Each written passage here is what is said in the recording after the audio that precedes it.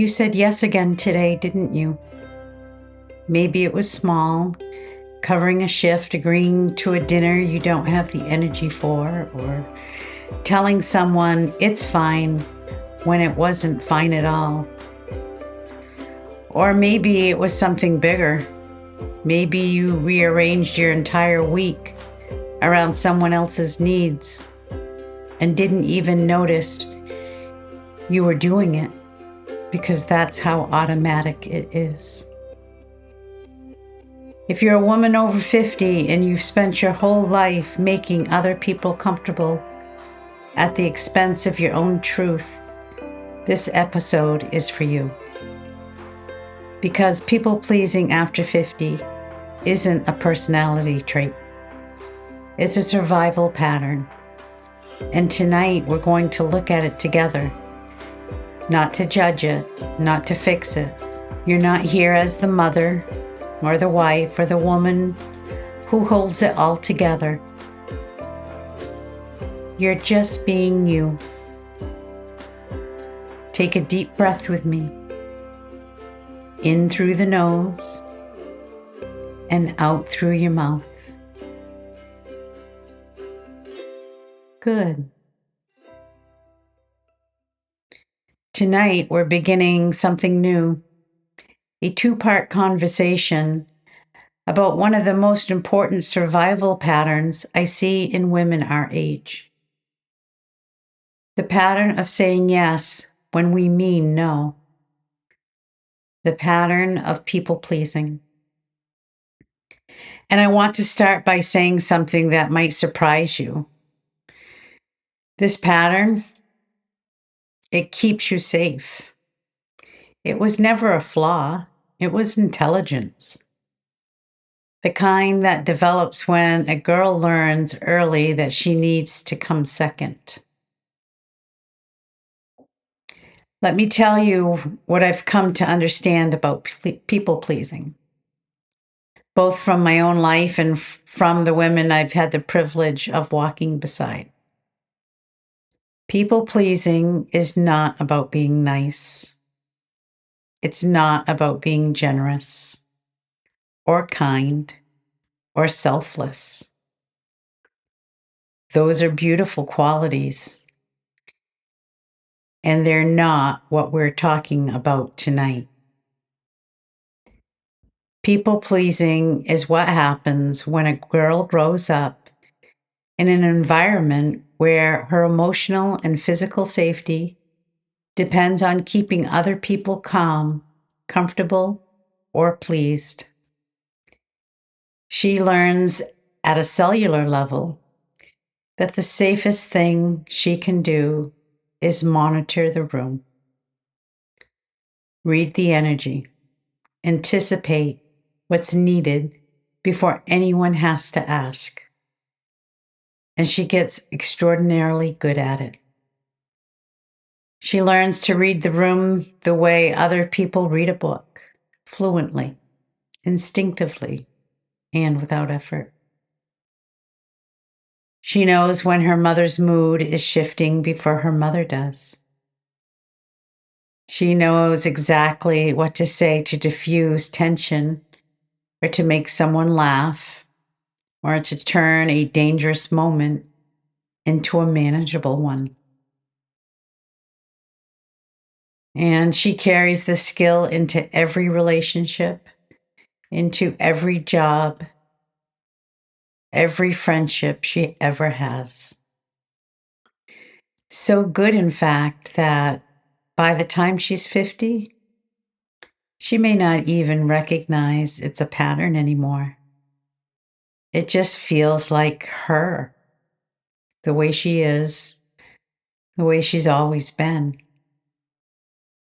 She might even call it strength. And in some ways, it was. It got her through childhood. It got her through difficult relationships. It helped her navigate workplaces and friendships and families where speaking her truth would have cost too much. And here's what I know about survival patterns. And I know this from my own life, not just from books. A pattern that saves you at 7 can suffocate you at 50.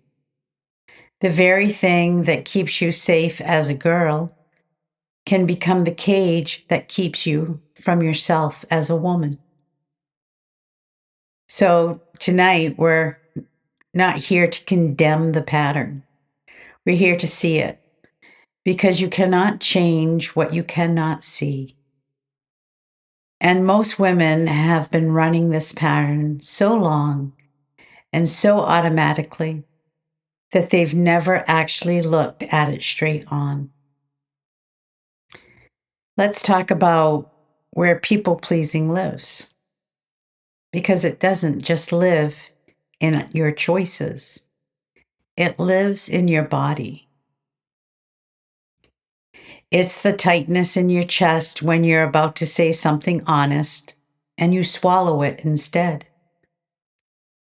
It's the way your shoulders creep up towards your ears when you're in a room full of people and you're scanning, always scanning, for what everyone needs from you. It's the exhaustion that doesn't make sense. You sleep 8 hours.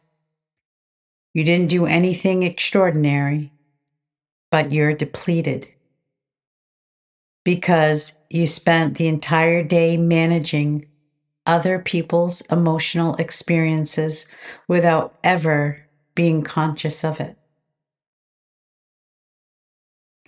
In the alignment method, we talk about the 4 bodies: the spiritual, mental, emotional, and physical bodies.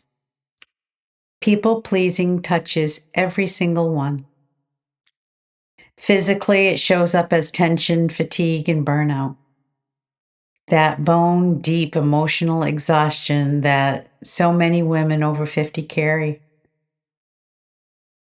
Emotionally, it shows up as resentment you can't quite name, or a sadness that doesn't seem attached to anything specific.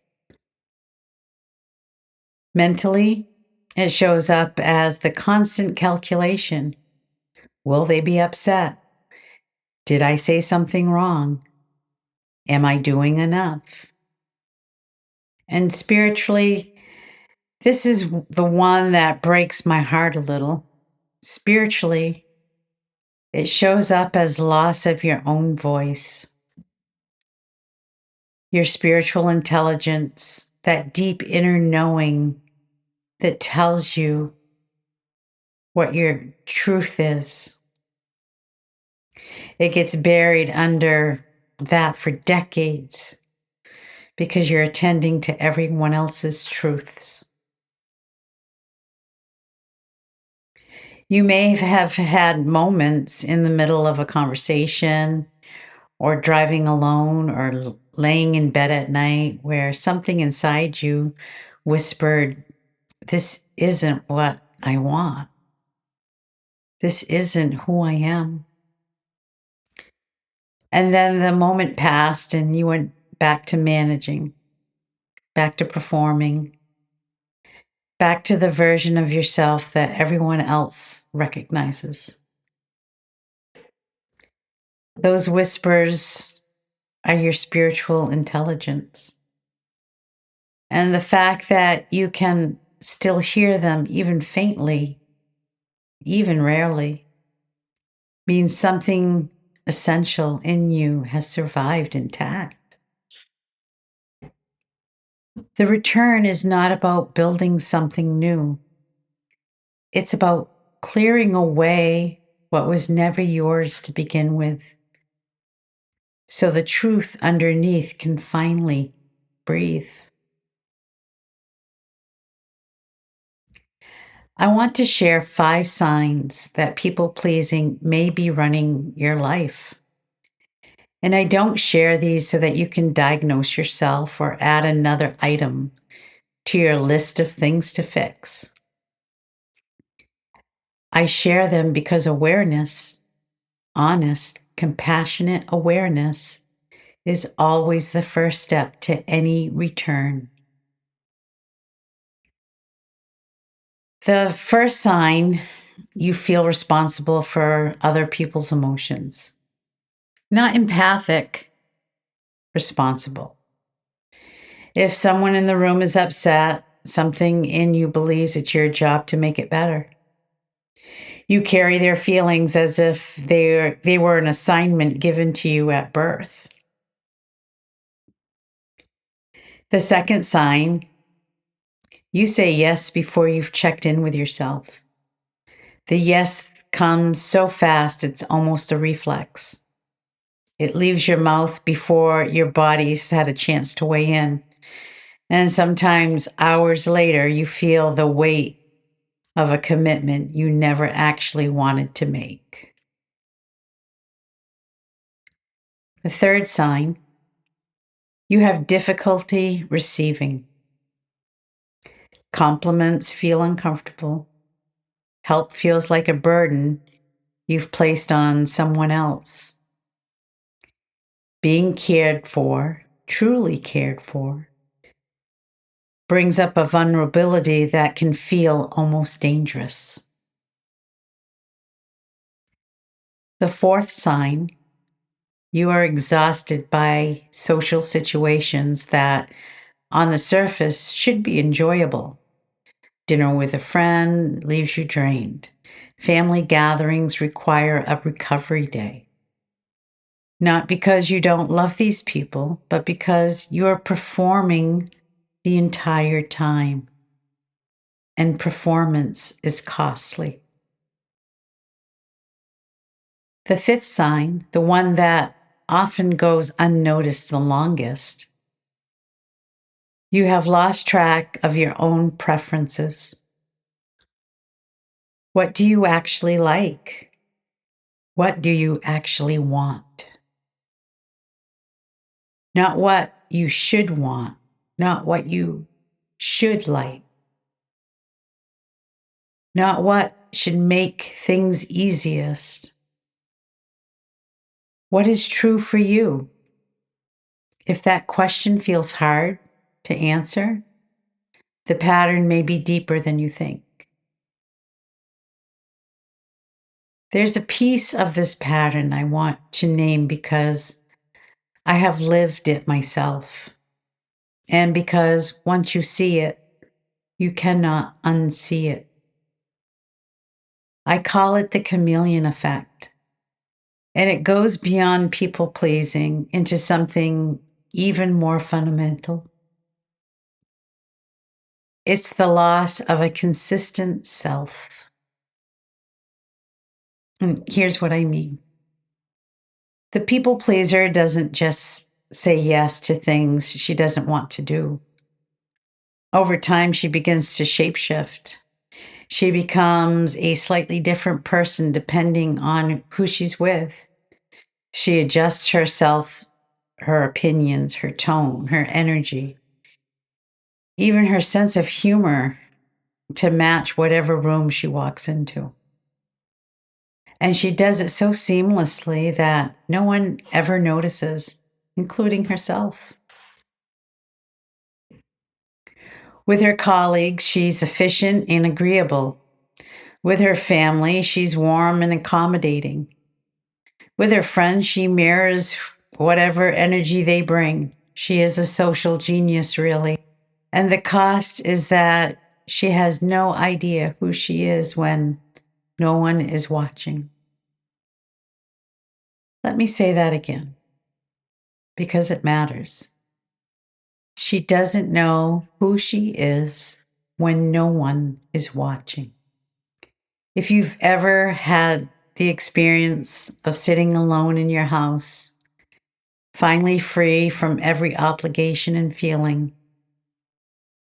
lost, not relaxed, not relieved, just empty and uncertain about what to do with yourself, that is the chameleon effect. That is the woman who has been so many versions of herself for so many people that the original got misplaced somewhere along the way.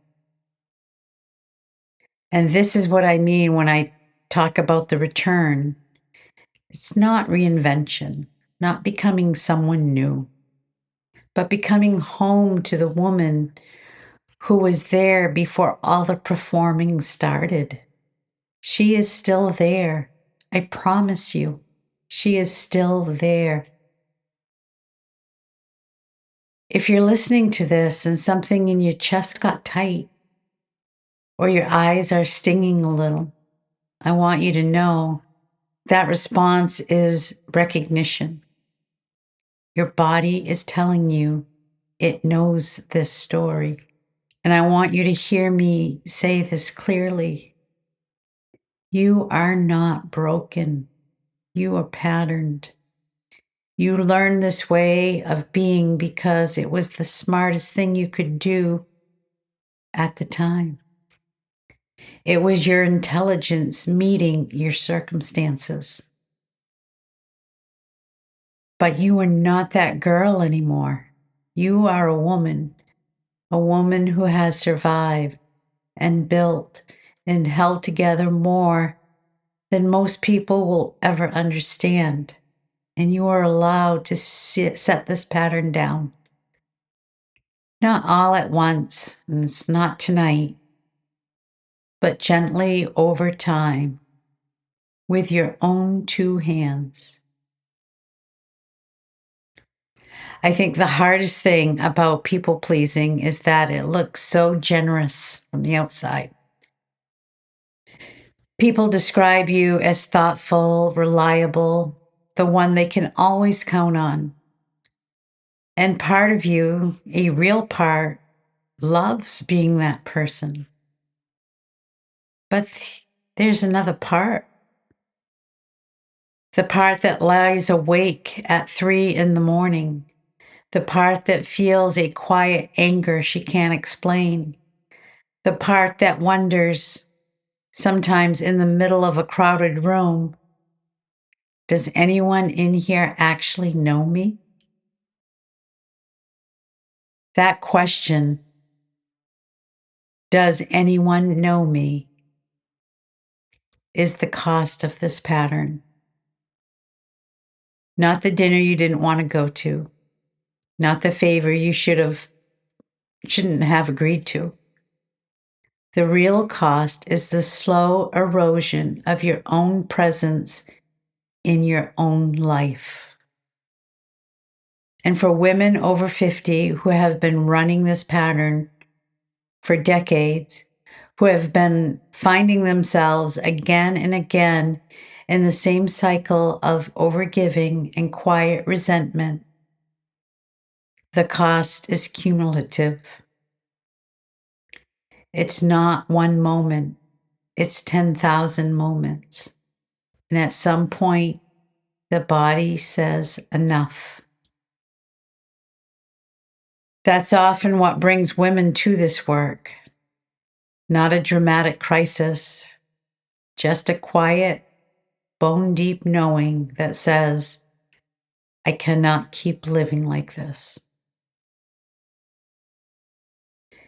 Before I leave you with something to carry you into sleep tonight, I want to say this. You are not the only woman sitting in her car in the driveway for 10 extra minutes because the silence feels like the only honest place in your life. You are not the only woman who has smiled through an entire dinner while something inside her was screaming. You are not the only woman over 50 who has looked in the mirror and wondered where she went. There are so many of us, so many women who learn to perform their way through life and are only now in this season beginning to ask, what if I just stopped pretending? That question is not a breakdown. That question is the beginning of a return. And you are exactly where you need to be. So here is what I want to leave you with tonight. It's not homework, not an assignment. It's just a seed. Sometime this week, when someone asks you for something, anything, even something small, I want you to pause just for a breath before the yes comes out, before the calculations begin. Just pause and notice.